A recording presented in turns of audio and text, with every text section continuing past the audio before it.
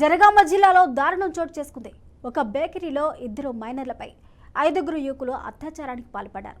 సైదాబాద్ పునరావాస కేంద్రం నుంచి జనగామకి పారిపోయి వచ్చిన ఇద్దరు బాలికలను ట్రాప్ చేసి అత్యాచారానికి యువకులు పాల్పడ్డారు. దీంతో బాలికకు పోలీసుల సమాచారం అందించారు. దర్యాప్తు చేపట్టిన పోలీసులు 5గురు యువకులను అదుపులోకి తీసుకుని పోక్సో కేసు నమోదు చేశారు.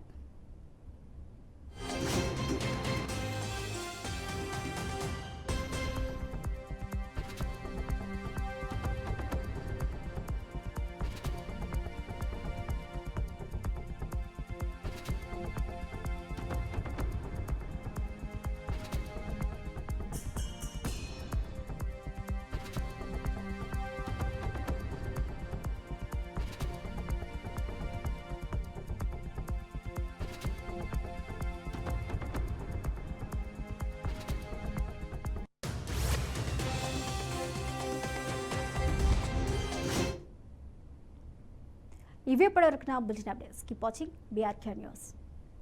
తెలంగాణ